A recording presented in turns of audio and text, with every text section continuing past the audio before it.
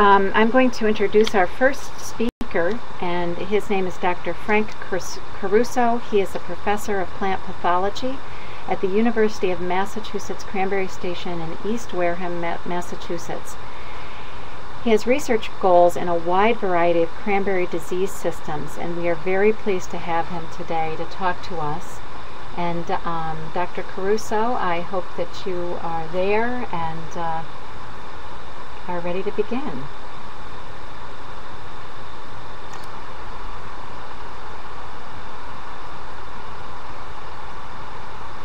Are we having some audio problems? Frank, remember that little... There we go. Got me?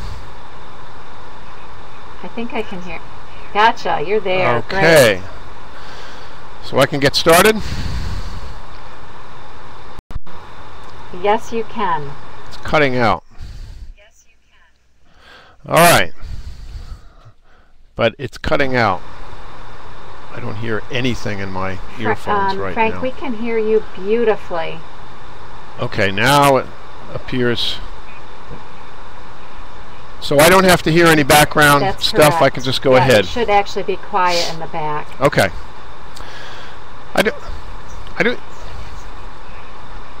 Okay.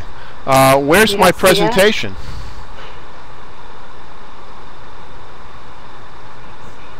No. I have the welcome.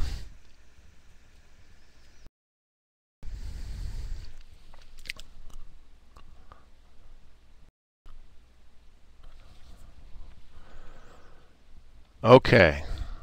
It's loading. I hope this takes longer. I mean, I hope it doesn't take as long as it did the other day. Okay, this seems to be going better. I'm at 50% now. I don't usually get nervous for talks like this anymore, but there's so much stuff that can happen for this not to happen in its full fruition. I just hope I have a better day today than Bill Belichick had on Sunday night. So I'm waiting for the presentation to pop up in front of me here. And then I can get started when I see it.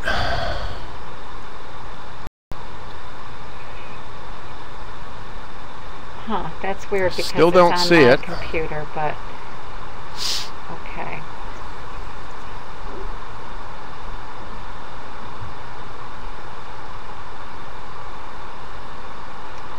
All right, Frank, you might want to check your toggle button and make sure that that little thing stays on, because apparently we're getting a little bit of cutting out.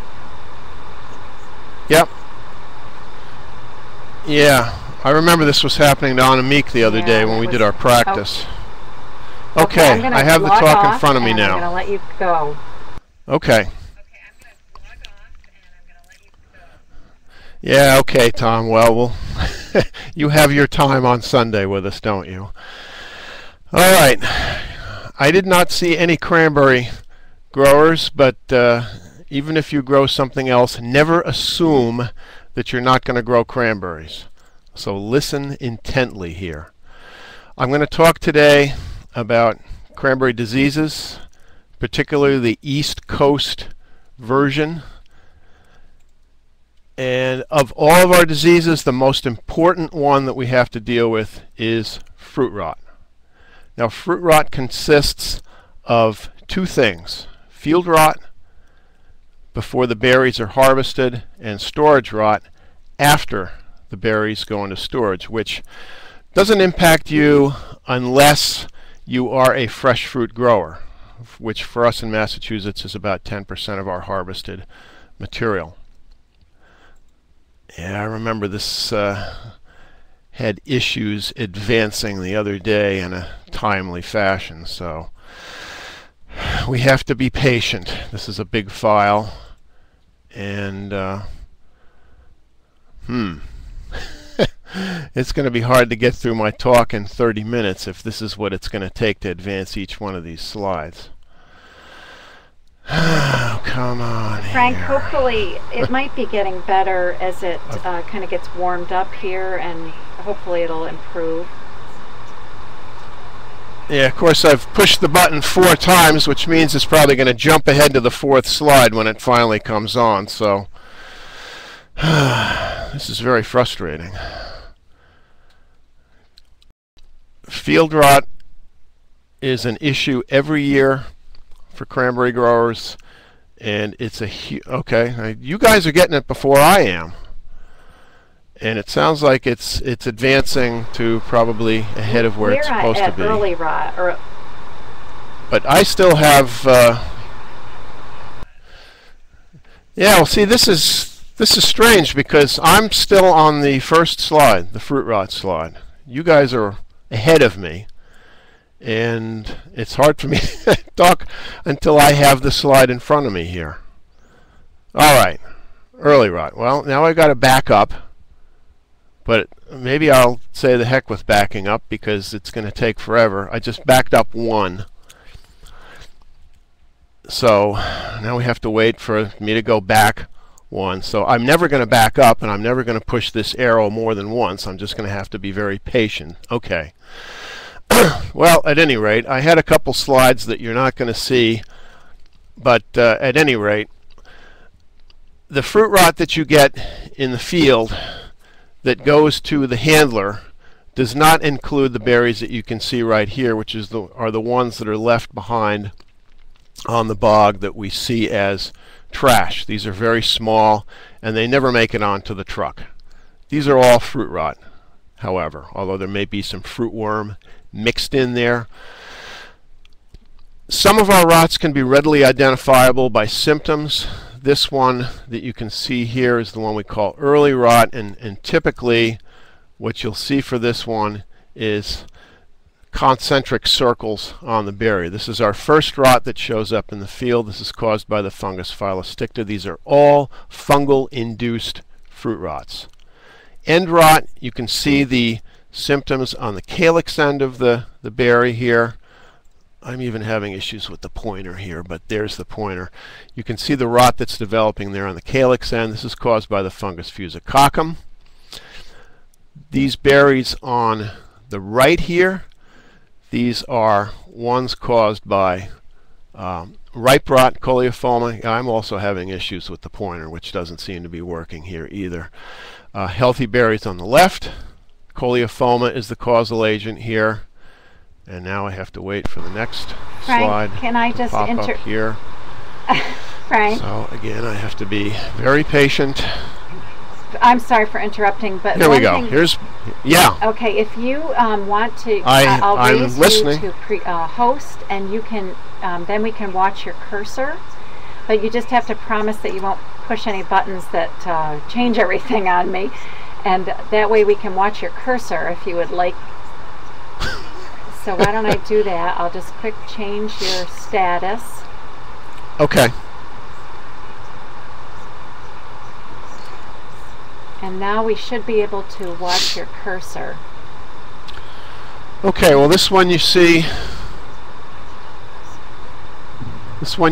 is black rot, which turns the berries totally jet black, and the causal agent of this one is Allantophomopsis.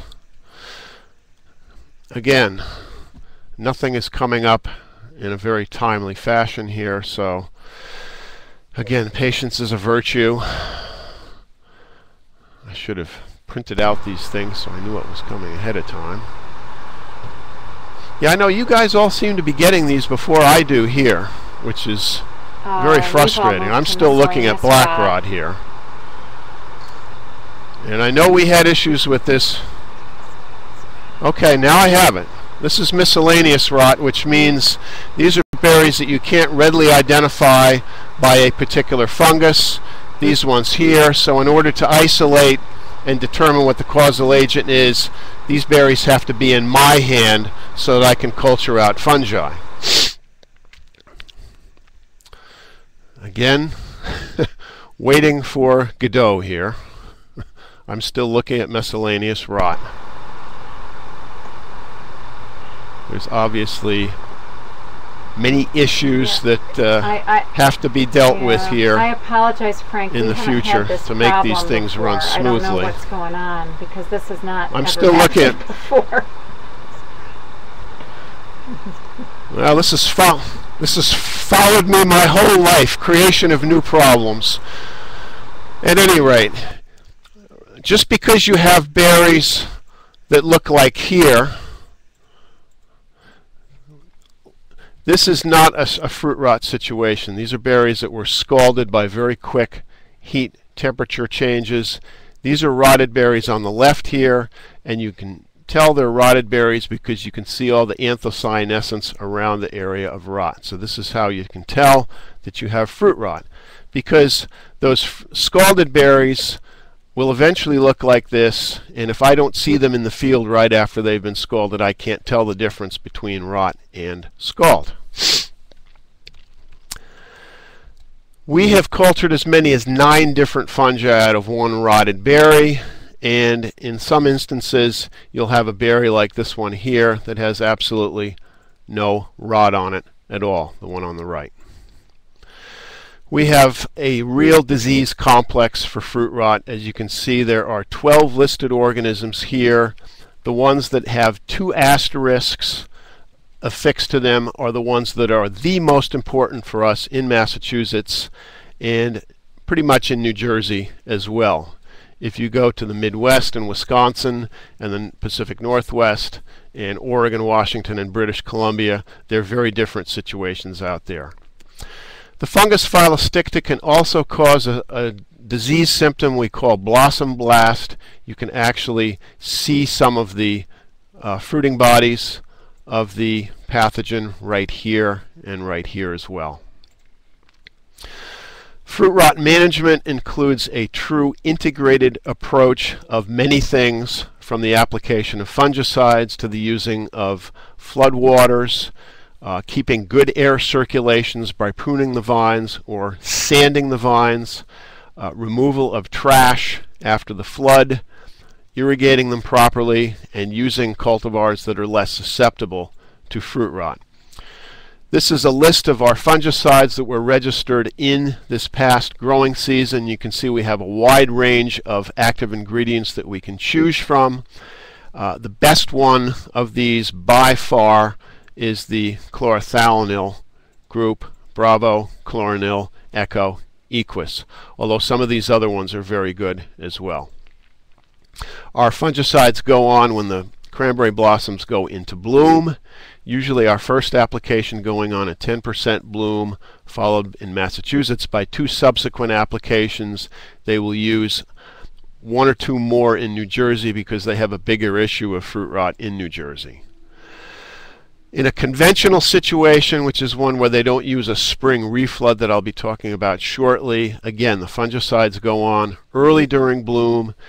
To apply those fungicides, you must use the phenological plant development. Don't go by just because you applied your first application June 15th last year that you should do the same this year. Some years we're 2 weeks ahead, some years we're 2 weeks behind. We have mostly protectant fungicides, but now we have some new materials that do have kickback activity or systemic activity, indoor and abound. You need to determine whether your fate of your fruit are going to be processed or for fresh fruit. Your cultivars will determine what you do, Stevens being the most resistant, Ben Lear being the most susceptible. You should never use any fungicide, and this goes for you blueberry growers dealing with blueberry diseases. You should never use a fungicide at less than the registered rate. There's a good reason why that high rate and low rate are there, because we've done the testing ahead of time. If you have a material like a Bravo that has very good sticking agents, you should not add something to it to add presumably better sticking ability, because you'll end up with phytotoxicity. For us, late water is a particular management of water that we use by flooding from mid-April until mid-May. By using this, you can reduce your number of applications to as few as 1 applications during the current growing season and subsequent years as well. You can use later applications. And the tricky thing is when you use late water is that bloom will be compressed into a shorter time period, and your plants will be very susceptible to frost coming out of that flood. trash piles, you'll see bogside, and these trash piles are a tremendous source of inoculum. As you can see, the fruiting bodies on this one leaf and the fruiting bodies on this one berry that are sitting right in that trash pile. These are pathogenic fungi that are overwintering here. As far as the irrigation goes, you should never water at night going into the long evening, where the water film will sit on the plants for 12 to 14 hours. Water in the early morning. This goes if you have any kind of plants. You should irrigate in the early morning to minimize the optimal conditions for infection. We do have some cultivars that do have some field rot resistance, as you can see here. We also have ones that have good storage rot resistance. We have some new cultivars available to growers coming out of the Rutgers breeding program and the Wisconsin breeding program, and we're still trying to assess the susceptibility and resistance of these particular cultivars to fruit rot, and we're getting a pretty good idea so far what their situation is. Now, some of these fruit rot pathogens can also cause leaf spot in newly planted beds. This seems to be an increasing problem, and you can see the fungus that's probably the most important is the one at the top there, Phylosticta, although Calototricum seems to be a big problem, issue-causing organism as well. Here is a situation where we have a leaf spot, and you can see the fruiting bodies on this particular leaf right there. These are symptoms of the fungus Phylosticta. Again, you can see the fruiting bodies on the leaves and how it can significantly defoliate the plants if the infection is severe. In fact, with this fungus, we're now even seeing stem cankers on some of the stems because some of our new cultivars are particularly susceptible to Phylosticta. All right, leaving fruit rot behind. And what I'd like to do is leave questions to the end so I can keep moving here. Our next disease of importance for us is Phytophthora root rot. It's the same Phytophthora that affects blueberries. This is what it does in a cranberry bed, and you can see how much death of the vines are occurring. You can also see how poor the drainage is in this particular area. Here's an aerial shot showing you the significant areas of this disease that can occur in a particular bed. It's nothing to scoff at. Using my pointer, I will show you where the new areas of the disease are occurring. Get it early is the key. Again, you can see the areas of poor drainage and the areas of dieback in this particular bog. These are some artificially inoculated plants that we did years and years ago. Here's a healthy plant, and here's a Phytophthora infected plant. You can see what it does to the root systems, and that's why the top of the plants turn red and will eventually die. Here's healthy roots. You can see they're typically yellow.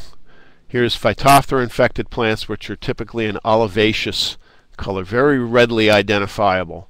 And if you take these roots here and you put them on culture media, within 48 to 72 hours, we have the fungus, Phytophthora cinnamomi. We can do a very quick diagnosis. And we can do this with blueberries as well. We did some earlier this summer.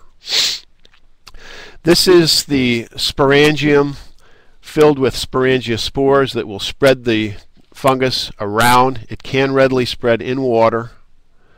These are the causal agents. Phytophthora cinnamomi is the most important one, but we will find these two other species of Phytophthora present. Management of Phytophthora root rot is again a truly integrated disease. You can see a lot of things need to be done.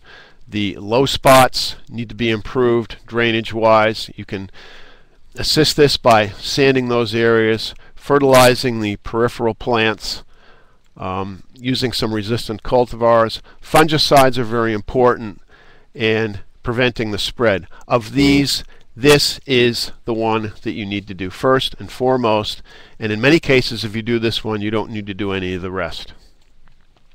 Here are some means of improving the drainage. You can see the area of Phytophthora there and how they improve the drainage. Digging the ditches out, maintaining good drainage is another important means of controlling this disease. Sanding, applying sand to the affected area, as you can see here. Boy, it's nice when these things advance on a timely fashion. These are peripheral plants that were originally red, and with careful fertilizing they have greened up nicely and are now moving back into the area of dead vines. Ridamil and Alliette are our two most utilized fungicides. They're the same ones that you can use for blueberry Phytophthora. Upright dieback. Boy, it really helps if you get into a nice rhythm here. I'm just clicking now. Upright dieback is a disease that we will see every year in Massachusetts. They also see in New Jersey, in Wisconsin, and the Pacific Northwest. This is typically what you will see, and we will see some infections that will affect 25 to 30% of the uprights. Depending on the individual bed, you may have only vegetative uprights affected on a 500 to 1 basis versus the fruiting uprights, or you may see a 1-to-1 situation where fruiting uprights are getting clobbered just as badly as the vegetative ones are. Here's your symptom right here, going from the tip downward. On this one, you can see every single one of your uprights are affected. These are the causal agents of upright dieback. We've proven Phomopsis, we've proven Synchronoblastia, we've proven Fusicoccum. We think Colototricum is also involved, but Phomopsis, no question, this is the most important fungus. Management of upright dieback includes several things. Avoiding stress on the plants, managing fruit rot, because those organisms that were listed there, not only can they cause upright dieback, they can also cause fruit rot. So they're multifaceted pathogens. In Massachusetts and New Jersey, we're allowed to use a pre-bloom application of Bravo or Champ. Bravo is the better one. And as any diseases, avoid excessive vine growth, because this allows for perfect conditions for fungal infection to occur. Here's the stage that you need to have of your vines when you apply the fungicide for upright dieback management. Fairy ring is a disease that we have in Massachusetts and New Jersey only. It's an East Coast disease. And here's your typical rings right here. In fact, this bog has rings all over the place. It's Stevens, which is the most susceptible cultivar. Here's a close-up of another ring that you can see right here. Rings are typically found right on the ditches. Now, we may actually change the name of this disease to another disease based on the finding that we have a very unique pathogen. This one here, we may end up calling the disease violet root rot instead. And we are still working out all the details on the life cycle of this thing. It's a very complicated life cycle where it consists of a haploid mycoparasitic stage and a dikaryotic phytoparasitic stage. This is the one you need to control right here on cranberries, the phytoparasitic stage. It involves a lot of different organism structures that the fungus will produce. Management of this, we're still working out the details on this, but again, avoiding stress, applying a bound, Indar, or Furbam, but Furbam comes later. You can't apply Furbam until after June 1st. You can use these after May 1st. And watering these things, these Indar and Abound applications in before and after application seem to work the best. Now we have some minor diseases that we really don't have to deal with, and so I listed them here, and I'm going to show you some pictures just to show you what they look like, and that will essentially wrap up the presentation here. So let's look at some typical symptoms of these. This is Protoventuria leaf spot. We see this one every year in Massachusetts. Your typically diagnostic symptoms on the upper surface of the leaves. This is Perennibotres leaf spot, another leaf spotting fungus very similar to Protoventuria. This is rose bloom, which is one of the 3 Exobasidium-caused diseases that we have.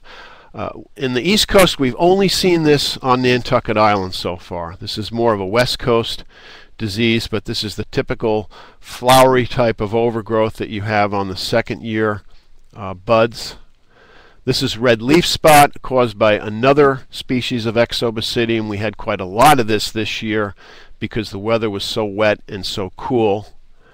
And this is red shoot disease, a typical shoot infected by this particular species of Exobasidium. 3 different species of Exobasidium involved.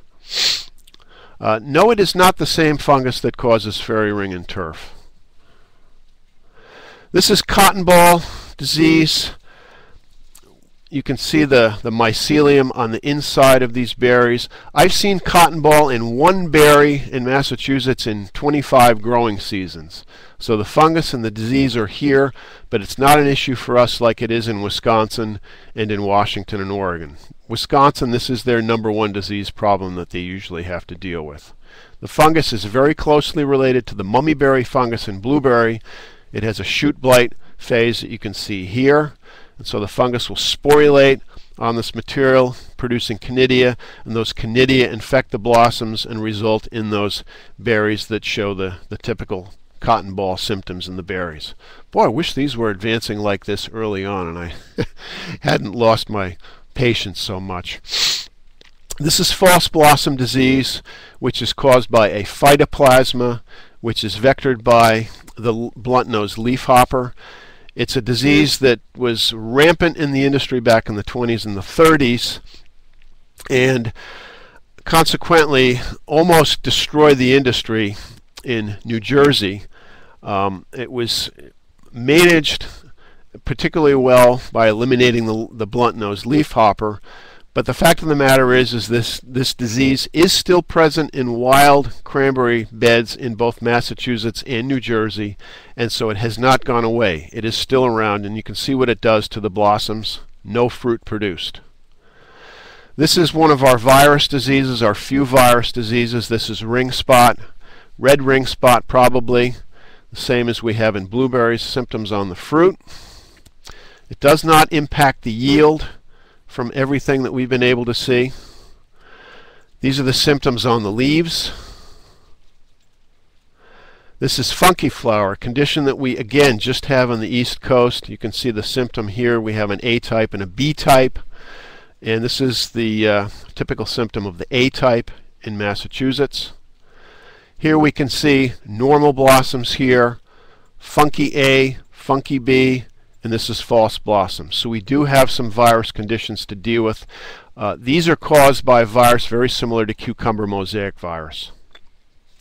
Stem canker gall is something that we will see in Massachusetts some years. It is caused by the very closely related bacterium to what causes crown gall. And we hardly ever do see it, and it's associated supposedly with winter injury. This symptom here is very typical. It looks like upright dieback in the field. And this seems to be more of a problem in Wisconsin than it is in the East Coast. I must mention parasitic nematodes because we do sometimes have very high levels of this one in particular, Hemicycleophora, the sheaf nematode. We don't have anybody doing work on nematodes in cranberries except for some spotty work on the West Coast at Oregon State and in British Columbia. They may be more of a problem than we realize they are and may impact yields in certain situations. We have some valuable sources of information that you can learn more. This is our cranberry chart book that we put out of UMass here. Every year we renew it. We are currently working on the second edition of the Compendium of Blueberry, Cranberry, and Lingonberry diseases, and we'll have it available to you sometime next year. It is currently going through the editorial process. We also have this book that talks about cranberry production as it is in Massachusetts, but cranberry production here is the same as it is anywhere they grow cranberries in many ways. And now I have time for questions. Any questions? Does anybody have any questions for Frank? That was a great job. We got through that beautifully. And certainly cranberries are really fascinating. I had the good fortune to go on a tour this summer of a cranberry bog, and it was just really, really interesting. I think we might have a question coming. Well, it was kind of like Tom Brady at the beginning of the season. He couldn't hit Randy Moss, and once he got a good rhythm, he started hitting him time and time again. Are out of the question for cranberry growers.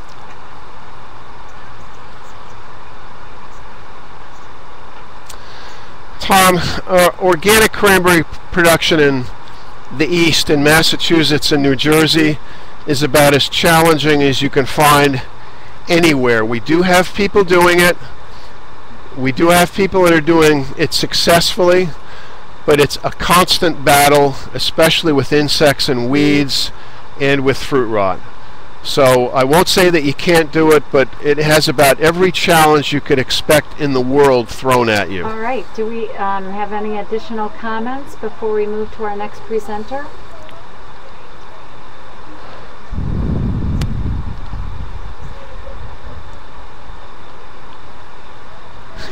Yeah. Believe me, there's lots of discussion on that one in New England Frank, this week. Thank you very, very much for that. I'm sorry we got off to a rocky start. So I should turn your mic off, and I'm going to I should turn my mic off now. Annemiek Schilder, and change the presentations here.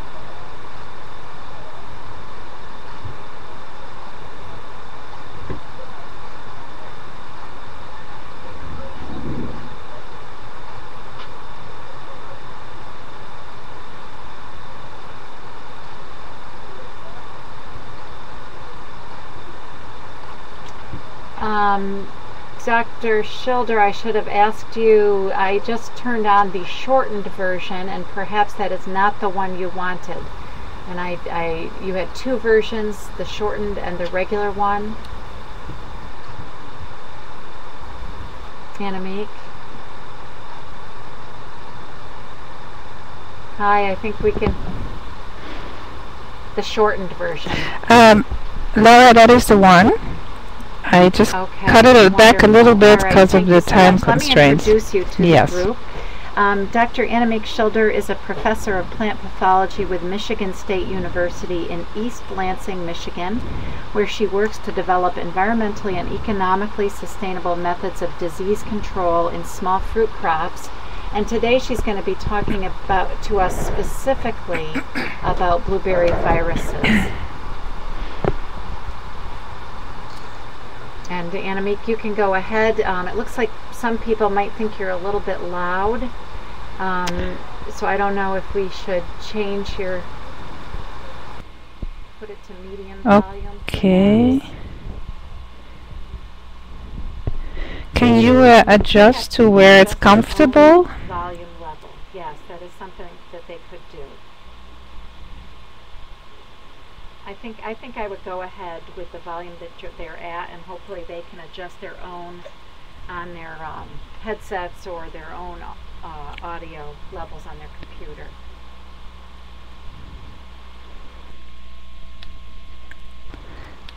That sounds great. Well, I put myself to medium volume now. That sounds wonderful. And I hope it's not too loud then. Perfect. Okay, so I'll get started. Okay. Well, thank you so much, Lara and Frank. Thanks for being the guinea pig on this one. I hope mine... Afternoon, everyone. If you have any comments, try to put them in the chat box so I can see. I will try to check that. I did notice that my presentation changed a little bit, so if the slides look... Well, to me they might look different from what I put together, and I'm not sure what that is about, but I think everything is there. So today I will be talking about blueberry viruses. As you know, they have been more of a problem lately, and our Michigan situation has been in the news. So that has been an interesting summer, and what I want to do is to give you an overview of the viruses that affect blueberries.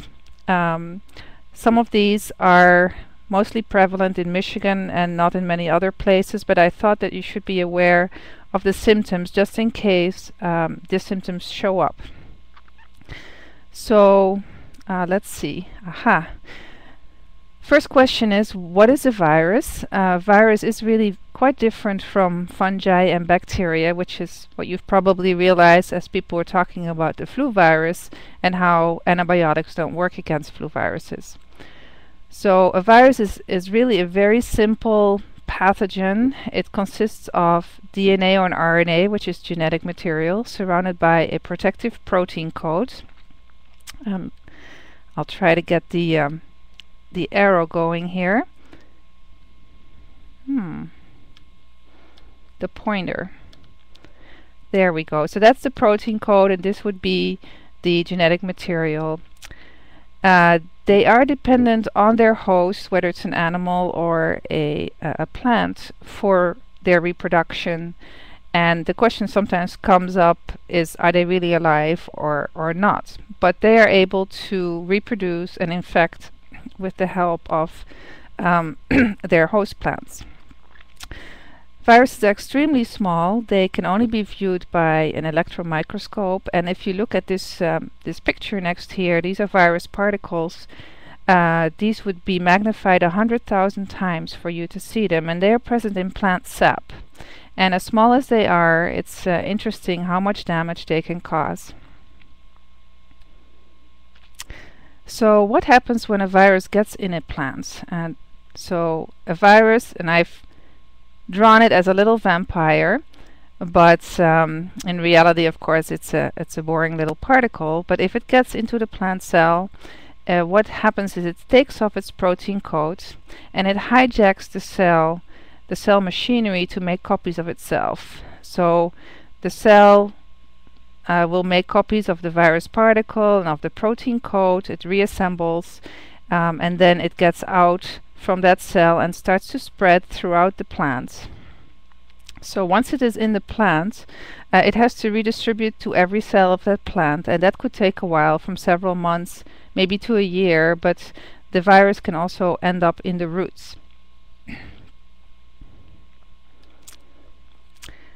Viruses do not have legs, even though that's what I drew, but they don't have a way to spread except for vegetative propagation, which is one of the main ways in which viruses spread in plants, and that's a big problem. Some viruses will spread through seed as well as pollen.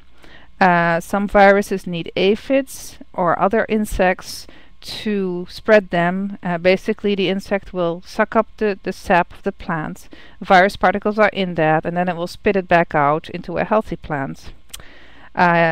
Even mites and some nematodes are involved in the spread of certain viruses. In general, viruses have very specific relationships with their vectors, so it's not like any insect can spread any virus. It's a quite specific situation. So viruses can be hard to control because once the plant is infected, it's infected for life and there is no cure. They can be present in woody plants in a symptomless state for several years before you know that there's something wrong with that plant. And they can even spread when the plants are symptomless. And it's further complicated by the fact that some viruses remain symptomless in certain plants, but they still spread. And then when they get to a cultivar, for instance, that's highly susceptible or will show the symptoms, then you get a problem. So they're pretty tricky in that sense. Some important points about viruses. Like I mentioned, they most commonly spread through vegetative propagation. So it's really important to start with virus-free planting material. And I think a lot of people either do not know this or they feel, well, it's expensive, maybe it's not worth it. But I think it's a very good investment, especially when you're working with a crop that could live, 30 to 50 years, maybe longer. Each type of virus has a specific vector or way that in which it moves from plant to plant, and so if there's insect vectors, if you control the vector, you control the spread of the virus. Unfortunately, a virus cannot be positively identified by symptoms alone, even though some viruses are so characteristic that you could say, well, that's probably that virus. To be absolutely sure, you need to do a laboratory analysis, and the test that is performed is akin to a pregnancy test, where you see a color reaction and then you know the virus is present. There are also some more advanced DNA-based methods. Some nurseries sell virus-tested nursery stock, and the way they do that is that the mother blocks from which the cuttings are taken are laboratory tested for viruses every year.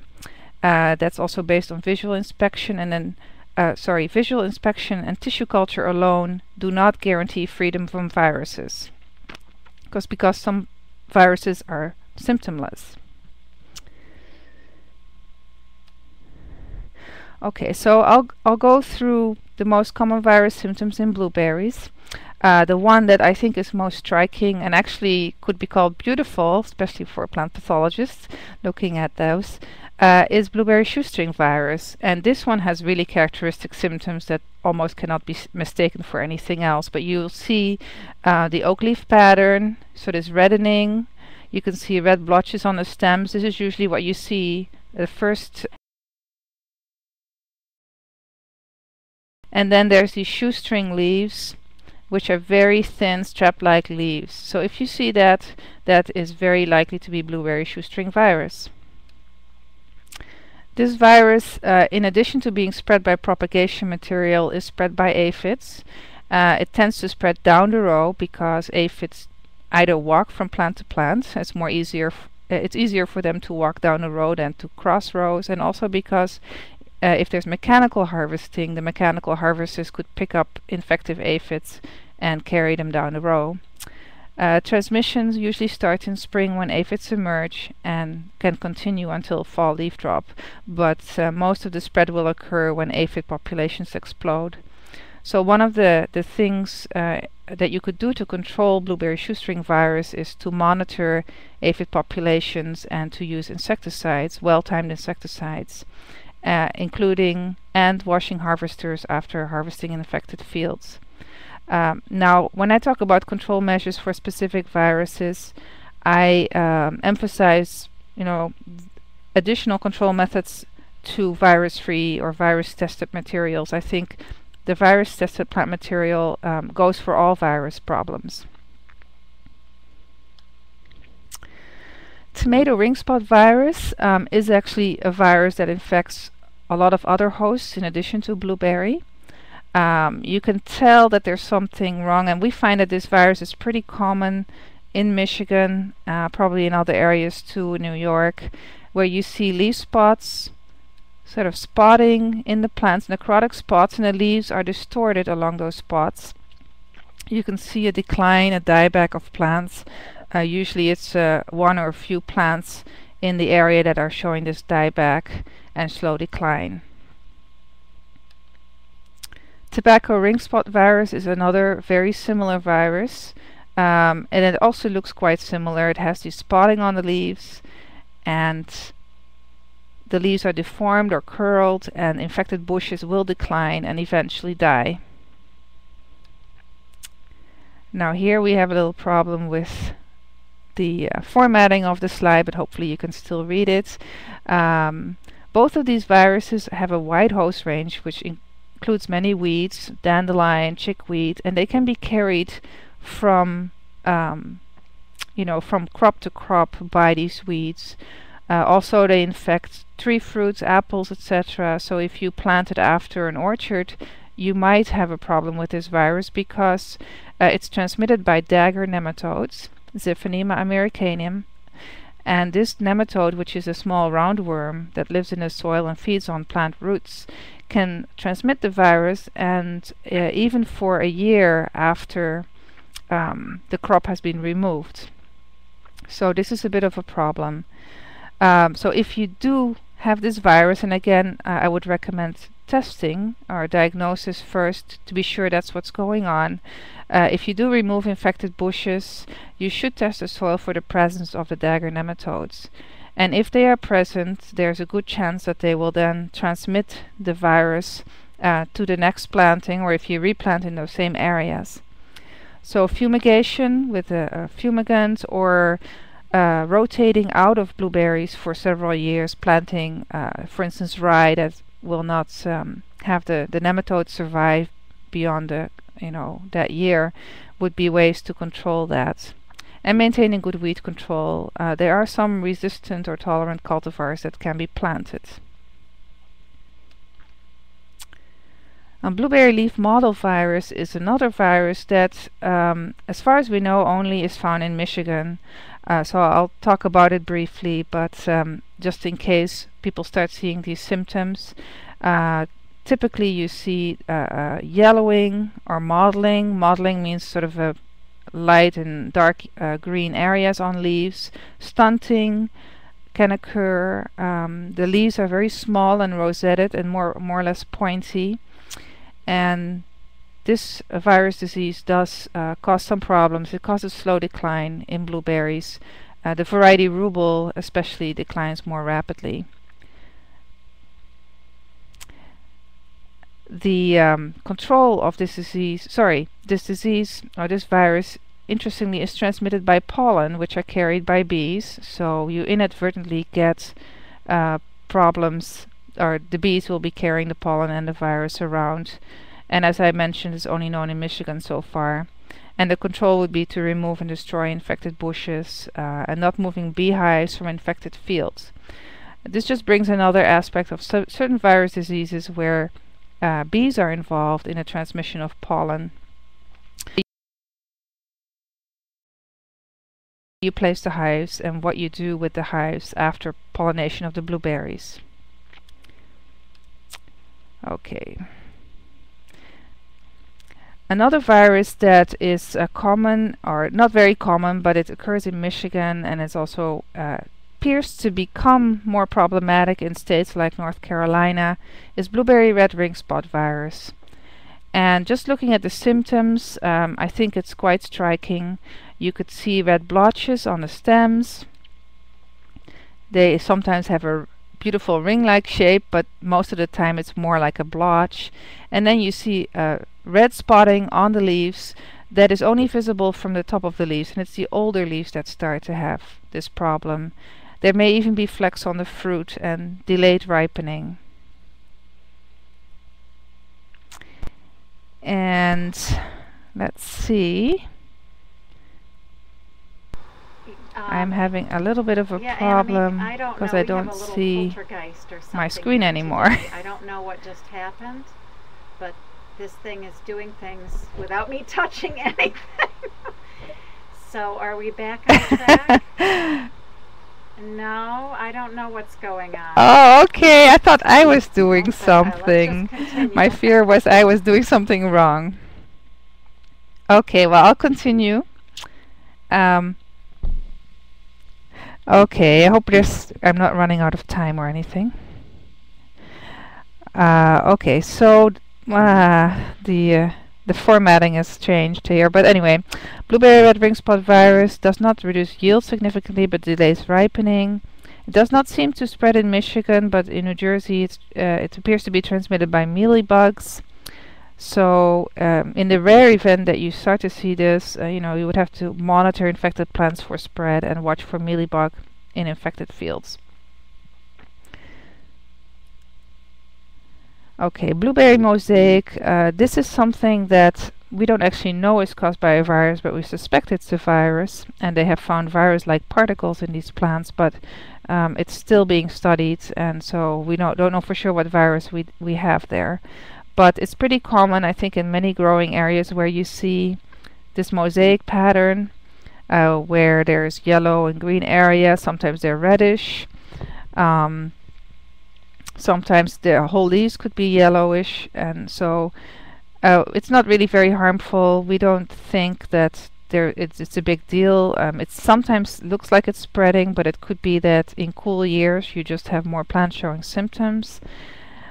And the only known source is infected plant material. We don't really recommend control, but if people were concerned, the recipe would be, the recommendation would be to pull out that bush.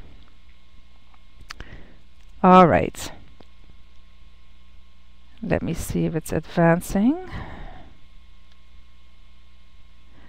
So let's switch to the viruses that have really made my summer very, very busy, and people I know are concerned about these, and you should be, because especially this blueberry scorch virus is a very potentially damaging virus.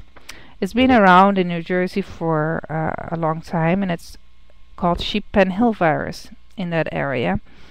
The characteristic symptoms are sudden blighting of the flowers and leaves during bloom. So if you start to see a lot of flowers all together simultaneously blighting right before they open, that is potentially a problem. Also, the leaves and the young shoots will blight back. This disease is common in Oregon, Washington, and British Columbia, also in New Jersey. It has been found in Massachusetts, Connecticut, and Europe. In 2009, so this year, we discovered it in Michigan at several locations. And these locations or these fields were destroyed to try and contain it, because since we don't know that this disease exists anywhere else in Michigan and we want to protect our industry, we had to go to this process of destroying the bushes. In this case, we could trace the infection to a specific or two nurseries that had plants that were infected, but those had been imported 14 years ago from New Jersey, and I'll show you later, but they were not showing typical symptoms, so that we didn't know they were infected. Other symptoms of the blueberry scorch virus are a yellowing or marginal leaf necrosis, as you can see here. And sometimes some cultivars show red line patterns in the fall. So if you see patterns like these, this is really quite unusual, and I would be concerned. There are multiple strains of the virus, and the symptoms are strain dependent. There is what they call an East Coast strain and a West Coast strain, and with the West Coast strain there are some cultivars which are symptomless, so that is a bit of a problem. They can still serve as a reservoir of the virus, so if you planted a symptomless cultivar, you might start to see symptoms in varieties that show symptoms with that particular strain. Now, since then, they've discovered that there are many more strains that really need to be studied, because we don't know all the reactions of these strains. The mild symptoms that could easily be overlooked and also could be confused with, say, nitrogen deficiency are, for instance, in blue crop, a pale green leaves in blue crop. The problem we had in Michigan was with the variety Legacy, and the only symptom that I could tell was a yellowing of the leaves and sometimes some kind of strange red leaf, stripe patterns or line patterns on the leaves. So I think, the growers just thought the plants weren't growing very well, and they just thought they need to fertilize them more. Here you can see, I hope you can tell, that the scorch infected Legacy row, and it was still a very young planting, is much paler than this row next to it, and that's the only indication that you would have had that it was infected. The only other way was, of course, to do the laboratory diagnosis, and it came through that almost 100% of these plants were infected with the virus. Blueberry shock virus is very similar in its symptoms. You can see here that you have also a very simultaneous dieback of shoots as well as blossoms. Same thing as with Scorch. However, it is a different virus, and interestingly, there's a second flush of leaves that occurs after these shock symptoms have shown up. You can see that there's some live leaves on these canes, and that distinguishes it, for instance, from Phomopsis. However, it is possible to sometimes confuse the symptoms with, say, mummyberry or with Phomopsis. This virus is common in Oregon, Washington, and British Columbia, and unfortunately in 2009 we found one site that had this disease. It was at our research station. We still don't know where it came from, but it's possible that it came in with some variety. It was a variety trial that was planted, or some breeding lines. We're not sure. We're currently trying to eradicate this virus. Now, in British Columbia or Pacific Northwest, they find that the plants, after several years of showing symptoms, will come back to full production. And that may be possible in Michigan as well, but we don't know whether the virus would make the plants less winter hardy and therefore perhaps more susceptible to winter injury. But over there they are not so concerned about blueberry shock. Scorch is the way more dangerous one. And so they're just suggesting to growers that they let the disease run its course. And but I don't think we can do that, because we don't know what it would do in our regions. And you know, if you still have it in a small contained area, the best approach is to try and eradicate it so that it doesn't spread. And this disease can spread very rapidly because it also spreads via pollen carried by bees.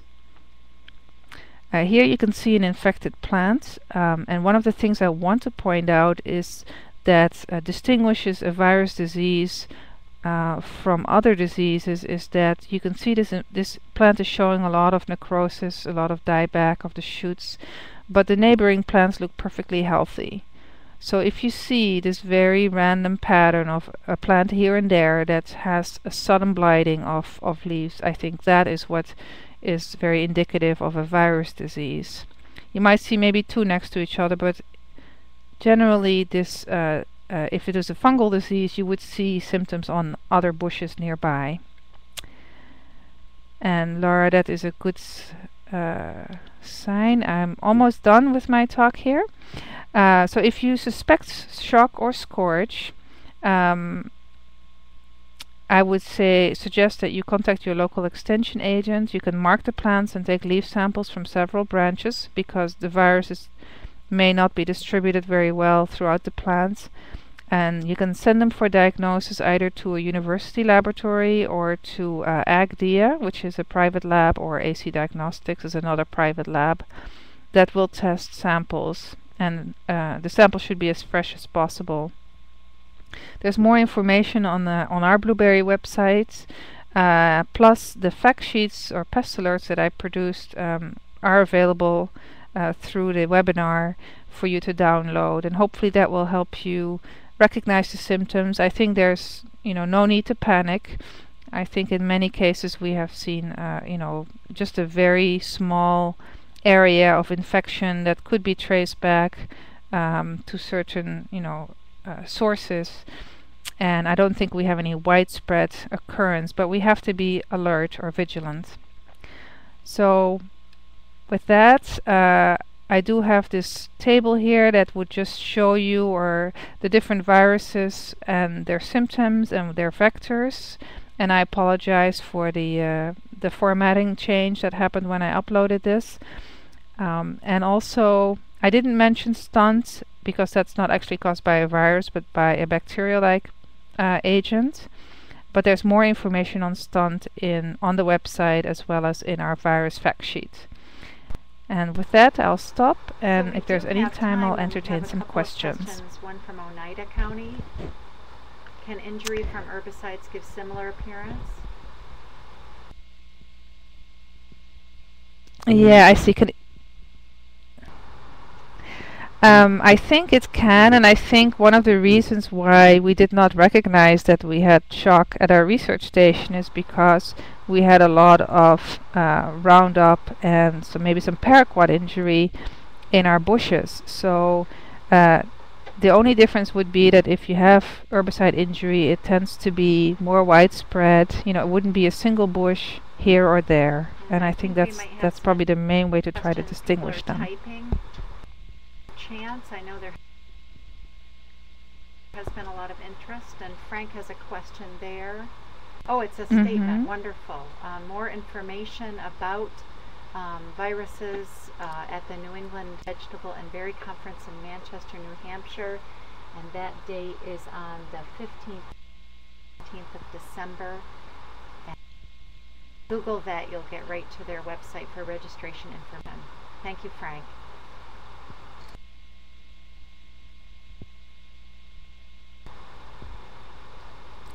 Oh, and I would like to add to that that for anyone attending the Great Lakes Expo in Michigan, Bob Martin from Oregon, who is sort of the virus expert in blueberries and other small fruits, will be That is in attending, and we'll early be talking December, about right, shock and Annemiek? scorch as well at that meeting.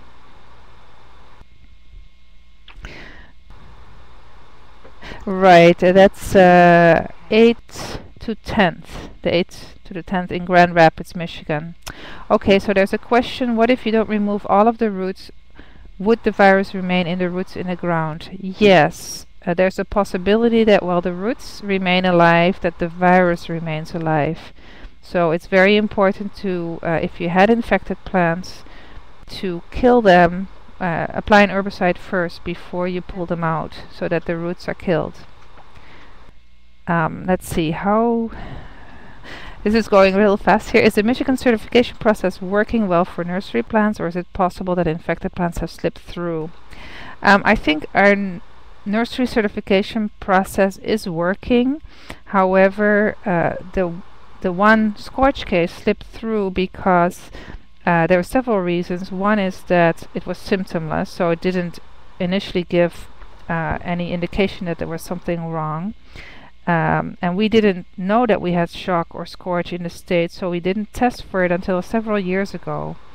And when we started testing for it, because we had also simultaneously had plumpox virus, the blueberry testing was relegated to the latter part of the season in the fall, and we didn't, because the virus concentration gets lower the later you get into the season.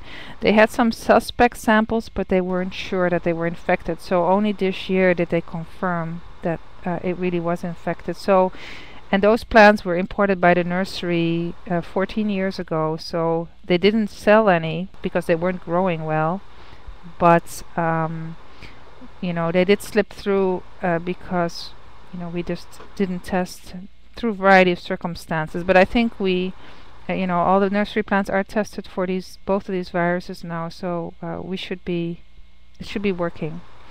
Okay, let's Sorry, see. it's how soon after yeah, I can read them to you, Annemiek. I'm trying to catch up all the questions it? here. Oh no, I think let's see. How soon after removing can you replant? I think you can replant if you're sure that the roots are dead. You can replant, you know, within even several months. But I think it'd be good to plow up, and if depending on the virus, if you have a nematode-borne virus, you might have to wait longer, at least a year. If it's one of those viruses like Scorch or Shock, you have to make sure that the insects are all killed. If there's any we call it transmission by aphids and such. And I should mention that for the Scorch virus, we don't know that it's transmitted by the aphid that we have, which is Illinois pepperii, but it's transmitted by Ericaphis species, so we're looking into that. For the fields infected, did you test for both Scorch and Shock since the symptoms look alike? Yes, we tested for both because we didn't know which one was which. Do you know if they plan to record Bob Martin's talk for later viewing?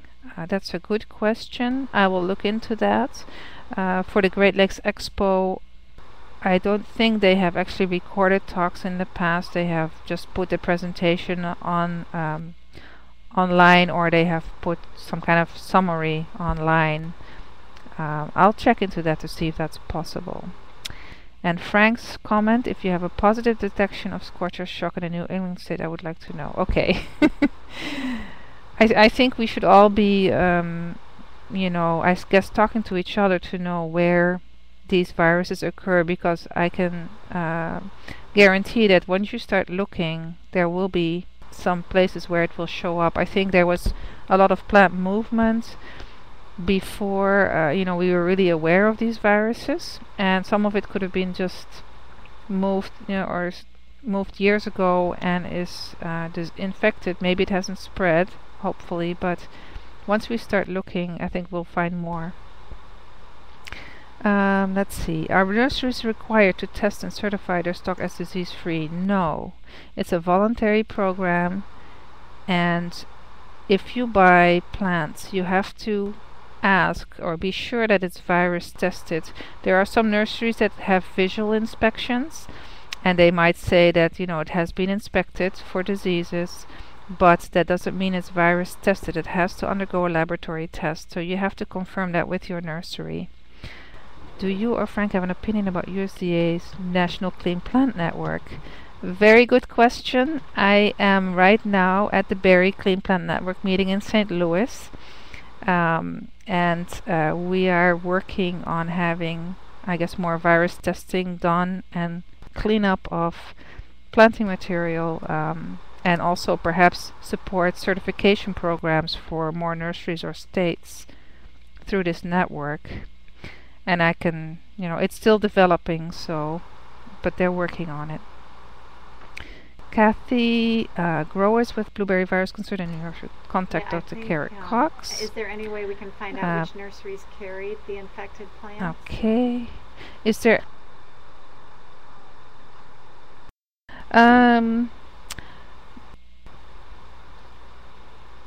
no. I guess I'm not at liberty to divulge which nursery that was, which carried the infected plants. I think they've worked on removing the materials and contacting all the people that might have purchased those plants. So I think Frank said I think that's the best I can do. So if you are contacted, the one thing I can mention is that for the Scorch in our area, it was the variety Legacy. So if you have any concerns about, you have Legacy, not many people are growing it, but some people are using it for as a pollinizer for Liberty, some of the late varieties. If you're finding that it's not growing well, I would be looking into that and have it tested. Questions or comments, things that they'd like to share? Are there any other I want to apologize comments? to you folks. I don't know exactly what happened today. We had some unusual things happen during the presentation that I am not totally sure why or if they'll ever happen again. But I really appreciate Dr. Caruso and Dr. Schilder's willingness to use this technology, and the presentations were wonderful. And I encourage you folks to, I'm going to leave the website up, so if you want to continue to upload some of the fact sheets about the presentations, and if you want to go back and listen to the archived version, that might be helpful as well. These are big issues right now, so I just appreciate help. And then we have one other question from Tom Stevenson about what about vectors to be concerned about while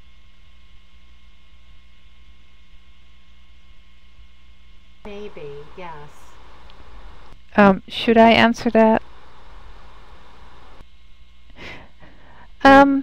I think the same vectors would be an issue if you're growing organically or conventionally. Maybe there would be less control in the organic situation. I wouldn't be concerned about vectors unless you had a virus problem, or maybe if your neighbor had a virus problem. I would say that really in most cases viruses get transmitted by taking cuttings. And I know we have several growers in Michigan who have, said, oh yeah, I just got cuttings from my neighbor, and yes, that seems to be the problem, because the neighbor also had a virus problem. In some cases, some growers have noticed that people have been taking cuttings from their planting at night, and anyway, that could be a problem if you have had a virus, be a problem for the thieves. Any additional questions for Dr. Schilder or Dr. Caruso? And if not, I'm going to officially end this and stop the recording of it, but I'll leave it up here in case you want to continue to download the fact sheets. I really appreciate everyone's patience, and I want to draw your attention to the next webinar, which is on December 2nd, again a Wednesday at 1 o'clock. and we will be talking about site preparation for blueberries and fertility and pollination management. So thanks again very much.